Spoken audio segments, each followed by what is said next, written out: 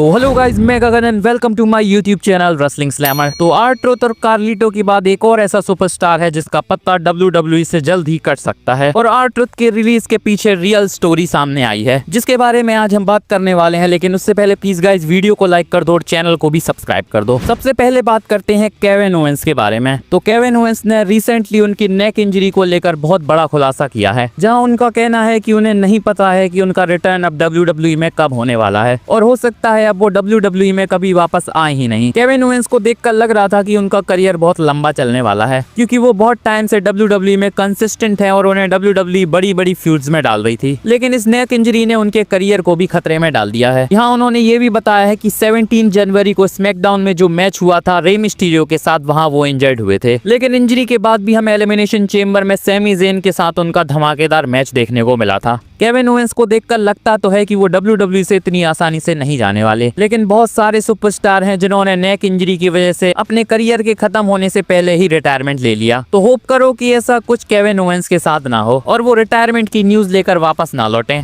तो अब R-Truth और कार्लिटो के बाद कैरियन क्रॉस का नाम सामने आ रहा है कि वो WWE से रिलीज हो सकते हैं। तो फाइटफुल सेलेक्ट की करंट रिपोर्ट के हिसाब से कैरियन क्रॉस का कॉन्ट्रैक्ट भी WWE के साथ कुछ ही महीनों में खत्म होने वाला है और अभी तक उन्हें नए कॉन्ट्रैक्ट के लिए अप्रोच नहीं किया गया है। तो हो सकता है अगला नंबर कैरियन क्रॉस का ही हो। कैरियन क्रॉस को दोबारा साइन करने के बाद भी WWE ने उनके साथ कुछ खास अभी तक किया नहीं है। बहुत टाइम से वो सिर्फ बैक स्टेज रैंडम सेगमेंट्स में नजर आ रहे हैं और फिलहाल देखकर लग नहीं रहा है कि कैरियन क्रॉस का कुछ बड़ा होने वाला है। तो चांसेस पूरे हैं कि हो सकता है WWE ने रीसाइन ना करे। वैसे कैरियन क्रॉस भी बहुत सारी जगह जाकर बोल चुके हैं कि वो WWE की बुकिंग से खुश नहीं है। देखते हैं WWE फ्यूचर में उनका कुछ करने वाली है या फिर वो भी रिलीज हो जाएंगे। एक अपडेट है लिव मॉर्गन और डोमिनिक मिस्टीरियो के बारे में। तो जैसा कि हमें पता है कि अभी तक लिव मॉर्गन और डोमिनिक मिस्टीरियो को मनी इन द बैंक के लिए बुक नहीं किया गया है और शायद अब चांसेस भी नहीं है कि वो हमें मनी इन द बैंक में देखने को मिलेंगे। लेकिन फाइटफुल सेलेक्ट की रिपोर्ट के हिसाब से लिव मॉर्गन और डोमिनिक मिस्टीरियो हमें वर्ल्ड कोलाइड में देखने को मिल सकते हैं, जो कि मनी इन द बैंक के साथ ही WWE 7 जून को करवाने वाली है, जहां हमें AAA,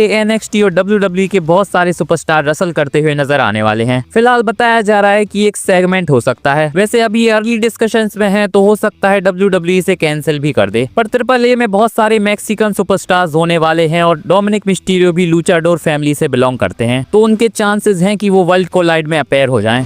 चलिए अब बात करते हैं R-Truth के बारे में। तो फिलहाल R-Truth के रिलीज के बाद WWE में बहुत गर्म माहौल बना हुआ है, क्योंकि WWE के इस डिसीजन से कोई भी खुश नहीं है। कल मैंने बताया था कि ट्रिपल एच का डिसीजन था R-Truth को रिलीज करने का, लेकिन रिसेंटली एक नई ही रिपोर्ट सामने आ रही है जिसके हिसाब से निक खान ने ये डिसाइड कर लिया था कि R-Truth को अब रिलीज करना है और ये डिसीजन जनवरी में लिया गया था। लेकिन निक खान उन्हें डायरेक्ट रिलीज नहीं करना चाहते थे, इसीलिए उनके कॉन्ट्रैक्ट के एंड होने तक का इंतजार किया गया था। यहाँ रिपोर्ट्स का ये भी कहना है कि जॉन सीना को ये सब पहले से ही पता था, इसीलिए उन्होंने WWE से इंसिस्ट किया था कि उनकी फ्यूड R-Truth के साथ कराई जाए, ताकि वो WWE के हायर अप्स को कन्विंस कर सके कि R-Truth अभी भी WWE के लिए काम में आ सकते हैं। लेकिन फ्यूड के बाद भी WWE ने अपना डिसीजन नहीं बदला और R-Truth रिलीज हो गए। फिलहाल R-Truth को लेकर इतनी रिपोर्ट्स आ रही हैं कि ये रिपोर्ट्स भी सही नहीं लग रही है। एक रिपोर्ट का तो ये भी कहना था कि R-Truth को WWE ज्यादा पैसे दे रही थी और इसके बाद उन्हें कम पैसे के साथ कॉन्ट्रैक्ट ऑफर किया गया था, जहाँ उन्होंने कॉन्ट्रैक्ट साइन करने के लिए मना कर दिया था। तो फिलहाल किसी भी रिपोर्ट्स पर भरोसा नहीं किया जा सकता। वैसे बताया जा रहा है कि रॉ में भी बहुत सारे सुपरस्टार्स को बोला गया था कि वो R-Truth की टी शर्ट नहीं पहनेंगे और किसी भी तरह से उनका नाम मेंशन नहीं किया जाएगा। तो WWE फिलहाल बहुत स्ट्रिक्ट रहने वाली है R-Truth की सिचुएशन को लेकर। वैसे सेमएस से रिसेंटली एक इंटरव्यू में इसी के बारे में पूछा जाता है, जहां उनका कहना है कि WWE से बहुत सारे सुपरस्टार्स गए हैं और वापस लौट कर आ गए हैं, तो उन्हें लगता है कि R-Truth के साथ भी कुछ ऐसा ही होने वाला है। और फिलहाल WWE में सिचुएशन भी ऐसी बनी हुई है कि हो सकता है R-Truth को WWE फिर से वापस लेकर आ जाए। देखते हैं फ्यूचर में ऐसा होने वाला है या नहीं। वैसे WWE ने R-Truth की टी शर्ट रॉन सीना को अपने शॉप से हटा दिया है, जो कि काफी टाइम से टॉप सेलिंग टी शर्ट बनी हुई थी। वैसे एक छोटी सी अपडेट जॉन सीना और लोगन पॉल के बारे में भी है। रिसेंटली WWE ने जॉन सीना का एक नया फोटोशूट किया है, जहां हमें उनके साथ लोगन पॉल भी देखने को मिल रहे हैं। मनी इन द बैंक में हमें इन दोनों का मैच देखने को मिलने वाला है कोडी रोड्स और जे उसो के साथ। तो शायद WWE ने किसी मर्च के लिए ये फोटोशूट करवाया होगा। वैसे लास्ट स्मैकडाउन में इनकी सेगमेंट पे इनकी जोड़ी काफी एंटरटेनिंग लग रही थी। मनी इन द बैंक से पहले एक और स्मैकडाउन बची है, तो चांसेस हैं कि इनका हमें एक और अच्छा सा सेगमेंट देखने को मिलने वाला है। तो कमेंट पे बताओ आप कितने एक्साइटेड हो इस मैच को मनी इन द बैंक में देखने के लिए। बाकी मेरी ये वीडियो अच्छी लगी हो तो प्लीज इसे लाइक कर दो और मेरे चैनल रेसलिंग स्लैमर को भी सब्सक्राइब कर दो और बेल आइकन को भी दबा दो ताकि मेरी वीडियो की अपडेट आप तक पहुंचती रहे। मिलते हैं नेक्स्ट वीडियो में, धन्यवाद।